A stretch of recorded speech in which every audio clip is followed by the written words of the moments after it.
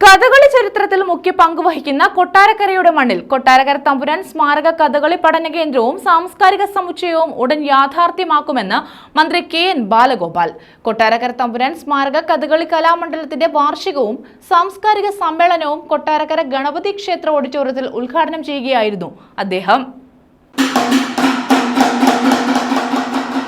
കലാരൂപങ്ങൾക്ക് എന്നും വളക്കൂറേകിയിട്ടുള്ള മണ്ണാണ് കേരളത്തിൻ്റെത്. കൊട്ടാരക്കര ഗണപതി അമ്പലത്തിനെ മധ്യ കേരളത്തിലെ പ്രധാന തീർത്ഥാടന കേന്ദ്രമാക്കുന്നതിന്റെ ആദ്യപടിയായി തീർത്ഥാടനത്തിന് എത്തുന്നവർക്ക് താമസിക്കാൻ സർക്കാർ റെസ്റ്റ് ഹൌസ് നവീകരണത്തിന് 5 കോടി രൂപ ബഡ്ജറ്റിൽ മാറ്റിവെച്ചിട്ടുണ്ട്. തുടർന്നും പദ്ധതികൾ ആവിഷ്കരിച്ച് ക്ഷേത്രത്തിന്റെയും കഥകളി കലാമണ്ഡലത്തിന്റെയും പ്രവർത്തനങ്ങൾ വിപുലീകരിക്കുമെന്നും മന്ത്രി പറഞ്ഞു.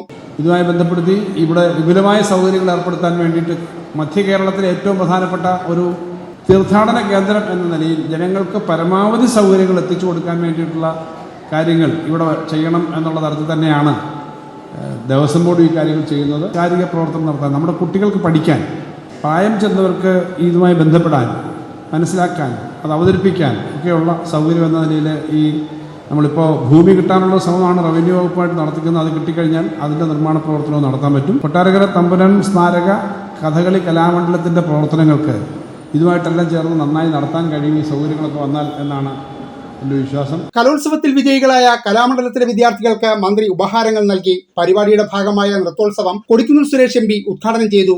ഭാവിയിൽ ഇതൊരു അക്കാഡമിയായി, ഇതൊരു പ്രധാനപ്പെട്ട ഒരു കഥകളി അക്കാഡമിയായി വളരുക, ദേശീയ തലത്തിലും അന്തർദേശീയ തലത്തിലുമുള്ള ആളുകൾ കഥകളിയെ സംബന്ധിച്ച് റിസർച്ച് നടത്താൻ, ഗവേഷണം നടത്താൻ, കഥകളി എന്ന കലാരൂപത്തിന്റെ ഉത്ഭവവും അതിന്റെ വളർച്ചയും അതിലടങ്ങിയിരിക്കുന്ന അതിന്റെ കഥാവിശേഷങ്ങളൊക്കെ തന്നെ അറിയാനും മനസ്സിലാക്കാനും ഈ നാട്ടിലേക്ക് വരിക, അങ്ങനെ ഭാവിയിൽ ഇതിനെ അന്തർദേശീയ തലത്തിൽ തന്നെ വളർത്തിക്കൊണ്ടുവരുന്ന ഒരു പ്രസ്ഥാനമാക്കുക. കൊട്ടാരക്കര തമ്പുരാൻ കലാമണ്ഡലം ചെയർമാൻ പി. ഹരികുമാർ അധ്യക്ഷനായിരുന്നു. General secretary N. Satheesh Chandran, Thiruvithamkoor Devaswom board അംഗങ്ങൾ, ക്ഷേത്ര കമ്മിറ്റി ഭാരവാഹികൾ തുടങ്ങിയവർ പങ്കെടുത്തു. News bureau, Kottarakkara.